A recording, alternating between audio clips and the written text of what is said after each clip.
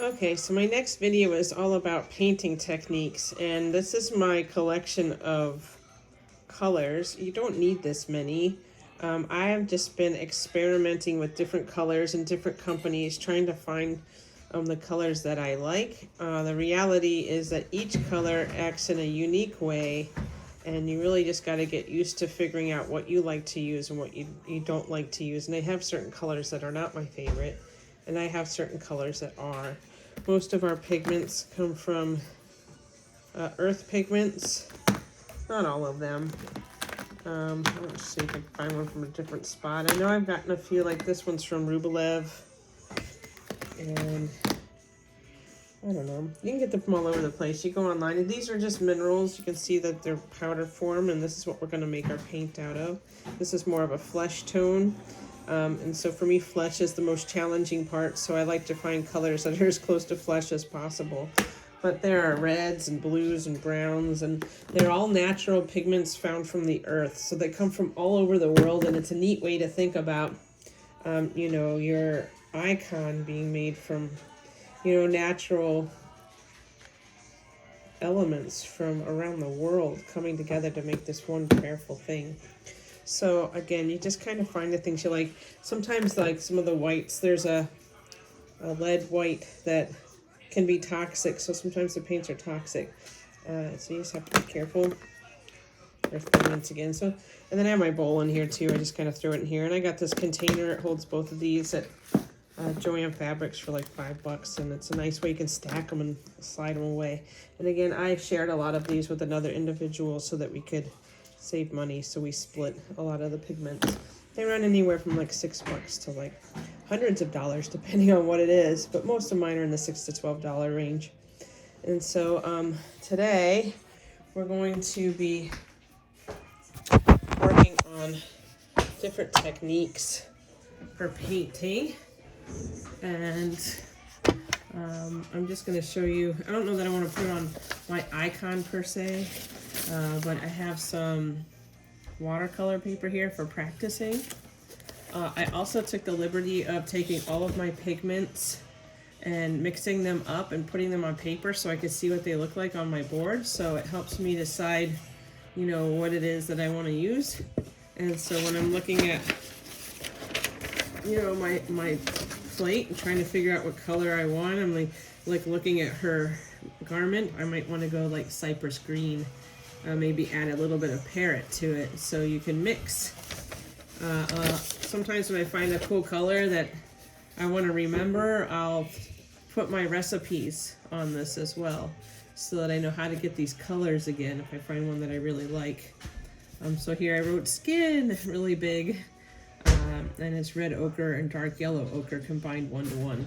And so again, recipes, and it's just nice to have this nearby to figure out what you'd like to do. And again, we try to stay true to the original icon, but you're welcome to put new colors in if that's what you want to do or what you're feeling called to do. So I usually paint with this is the one that I don't know if you can see the pencil on it still, but this is the one that I traced from at the very beginning, but it's got all the colors on it. And so this is kind of my plate for me to decide what colors I want to use. Today, when it comes to techniques, I just want to show you 3 different techniques you can use to paint. I got my egg solution out of the fridge. It's cold. You can paint with it cold. I should say right. And then I have my distilled water just in a little dropper. Again, I'm using my plastic pipette for the egg solution. And again, I'm a mom. Things go on in the background I can't control. One of my boys just walked in. Let's see, I was going to show you some different brushes today, and I'm going to use bigger ones so you can actually see them. But here's a flat brush. It has a square end, and then you have round brushes, which are like this. So when you get them wet, they will go to a point. I have detail brushes, and they get quite small. My favorite detail brush is a 4. Zeros in a row, so 4 over 0.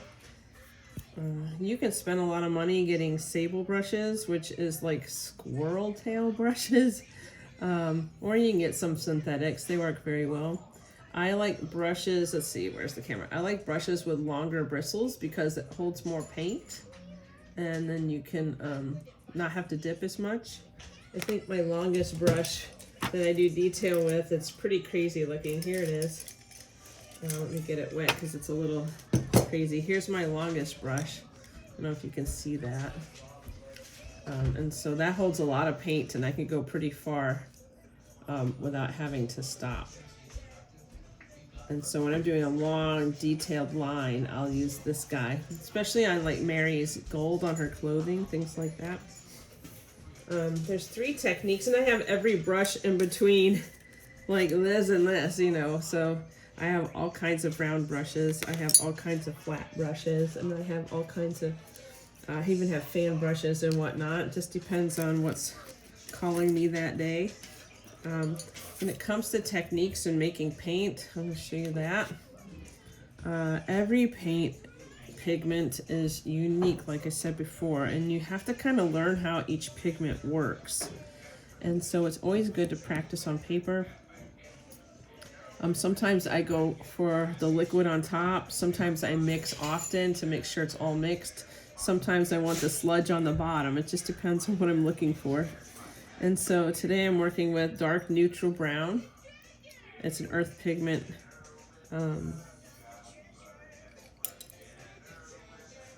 Color, and I just use a scoop. So you can use like a micro scoop like this. I just got these for chemistry tools online. And so a little bit of pigment goes a long way. I'm just going to use 1 scoop of this. It's not much. And put it into my palette. I use porcelain. In the past, they would use seashells, which I think is super cool. Oh, that's the wrong lid. I just put my egg lid. That's special. See, we make little mistakes all the time. No worries. I'll put that aside. Here's the lid. We have days like that. One thing you want to make sure you don't do is get stuff on your finger like I just did and then put it on your icon. So just gonna dip that in the water over here and wipe that off. Okay, because this is a dark color and it does get everywhere. All right, but it does wash out of clothing and whatnot, which is nice. So I have 2 scoops of pigment in there. The sun's hitting it kind of nice today. That's nice to see the sun. I'm in Ohio and it is not sunny all the time. I usually do 2 to 1 to start off with, eggs, or 1 to 1 eggs to water. So if I put 1, 2, 3, 4, 5, 6, 7 drops of egg in, then I would put in 1, 2, 3, 4, 5, 6, 7 drops of water. Some pigments do better if you just mix them with egg first and then dilute it with the water. I tend to use a Cremo brush that I have laying around. Like this one's really frayed and no good for painting, but I like to use it for mixing because the minerals are really hard on your brushes, and rubbing them around like this to get them mixed just adds to the destruction of the brushes. Some people will mix giant vats of color and keep them in jars, and you can do that. And sometimes they'll decant or pour off the liquid, leaving the chunks and the solids behind. I just mix them in my palette, and if I want the stuff off the top, I only dip my brush in the top, and if I want the stuff off the bottom, I'll mix the whole thing, you know. So I just squeegee off what I can out of this brush. I have my brush cleaner. This side's nice. You can kind of see it the sunlight. It's cool. It has this little spot in here that you can rub the brush on the bottom. So I clean the brush here, and then I usually rinse it out over here, and then just wipe it on a towel or paper towel. I get these microfiber cloths from the dollar store. I love them. They're great for all aspects of Icon. And you can see how frayed this brush is. It's really a crummy brush, but perfect for mixing. So there's that. All right, so our pigment is made, and I don't know if you can see it or not, but it separates. This color gets light on top. Can you see that? Like a reddish, creamy color on the left and a darker color on the right. It does that, this particular color. But it's beautiful no matter whether you're dipping in the creamy part or the brown part. It's one I tend to mix before I use. You can see it in the sunlight here. So the other thing is, not only do you have to get to know your pigments, you can get to know your brushes too. And so I have, this is a number 1 round brush, and I'm just gonna dip it in. I'm gonna make some lines on the paper. And the harder you push, the fatter your line. And the lighter you push, the thinner your line. So you can get a lot of different looks from the same brush. And there are times we want to be very delicate and times we want to cover a whole lot at once. So it doesn't hurt to figure out what each brush does. Before you go to your icon, it's okay to play. I have this one that gets really sharp. This is a long round brush, number 4. Just gonna get it wet first, then I'm gonna get some of this on. We'll see how fine we can get this line. I'll follow this right next door. So this one's even able to get even more delicate in terms of lines, like really tiny. And so if I want to do an eyeball, I might want, you know, a finer brush so that I can do my detail. And so you just, I don't know, I use my round brush the most for sure. There are times where I'm working with big areas. I might pull out my flat brush because the flat brush is really good at covering a lot at once. See? And so I might use that. And then the brush that gets hours and hours of use is my detail brush, which is a type of round brush. But it allows me to do the tiniest things. And I think that the details are what makes an icon. So I can go and make this even more fine. And I can put in all kinds of little details like an eyelash or eyebrows. And I can decide how thick or thin I want things to be depending on how I put this in. And a lot of times to get the color white, you'll do things like this. And you'll put in hash marks to illustrate with this. Let's see, here's my camera. You know, where highlights and lowlights are. And so getting familiar with your detail brush is super important. And I put this on. These are messy. I don't know that I would be that messy on my icon, but I did them really quick. If I take my time and make them the same distance from one another, it's much better. I'm doing this up in the air, but we want to each detail brush to be like deliberate. And so there's that. Now there's 3 different ways you can apply paint to your palette. There's the little lake method, and then there's the just painting, and then there's kind of like the puddle and drag. If I had a big something to cover, let me just take and make a circle here with a Sharpie. If I were to fill this circle and I wanted it to be the same throughout, and I don't care about, it's going to just be a big dark circle, I can do the little lake method, in which I actually puddle the paint on and make a puddle out of it. And you can fill the circle with the puddle. And so anywhere you see a light spot show up, like Oh, you can see there's a light spot in there. I can darken it with more puddling. And so you just work your way, loading your brush as much as it can go, and you puddle. I do this a lot on the face. We never want to show our brush strokes, and so the little lake technique takes the brush strokes away for sure. The other thing you can do with Little Lake is make like a marbled look. And so if you want the background to be kind of marbled, you can create this like marbled effect. Can you see that?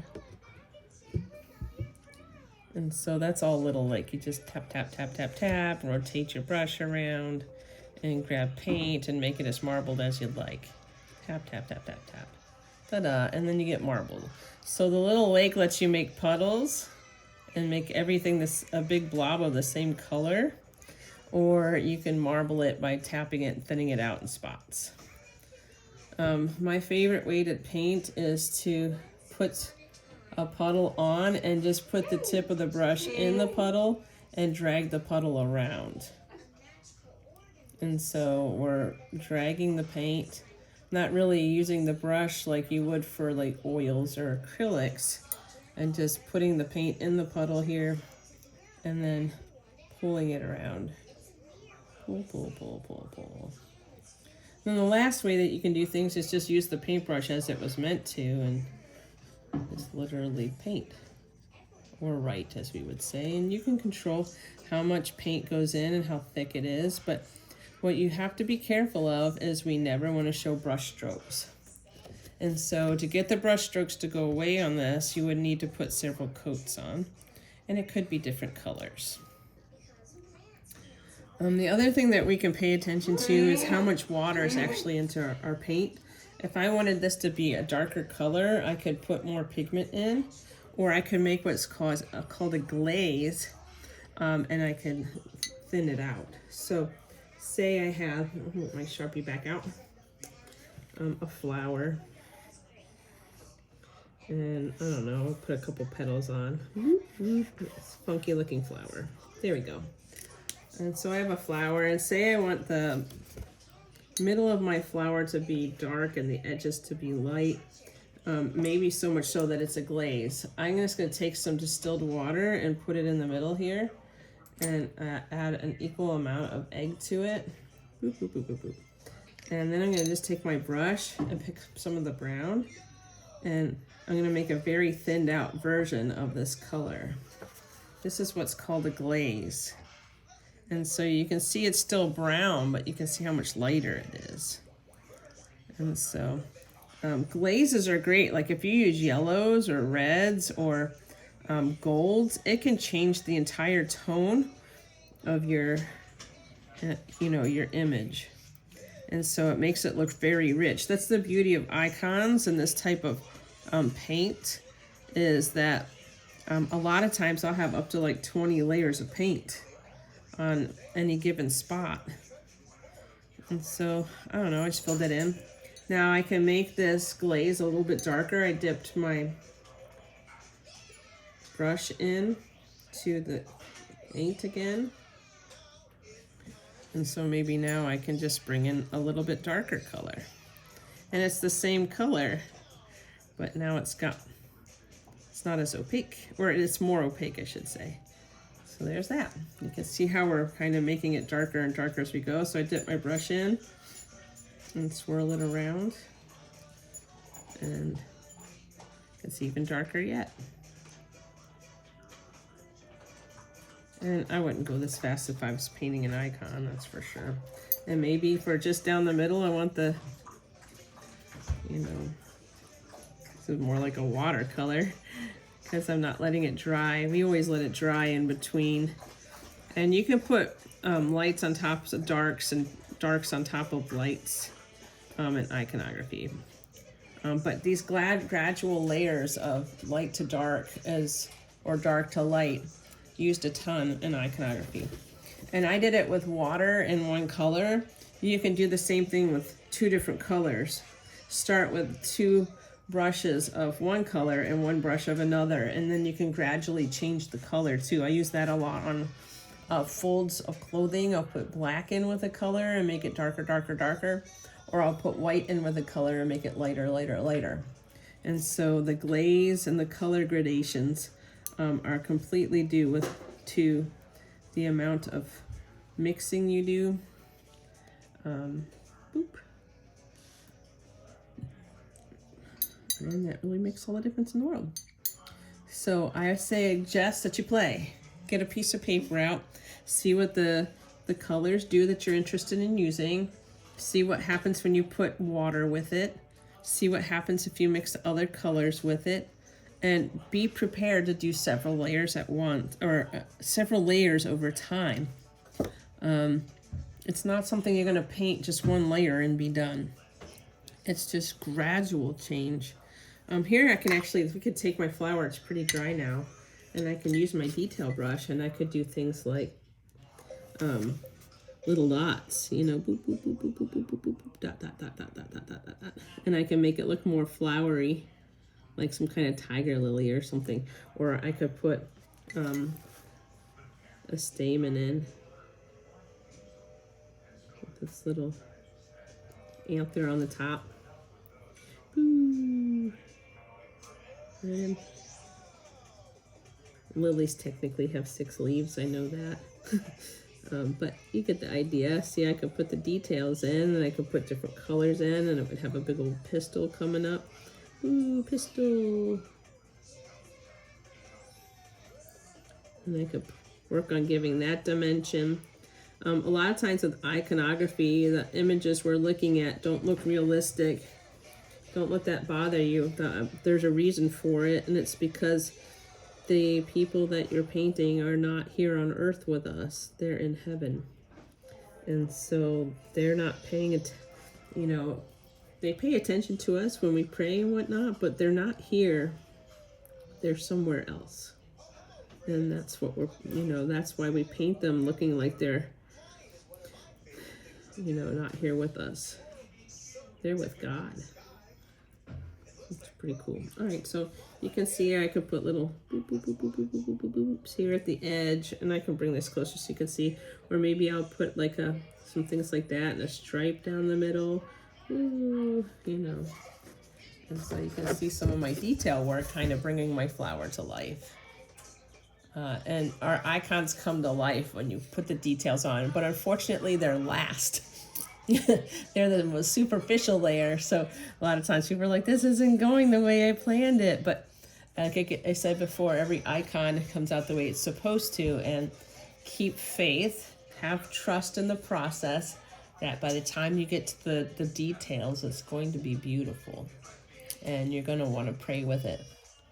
And so that is like Painting Techniques 101. Alrighty, thank you for hanging out with me.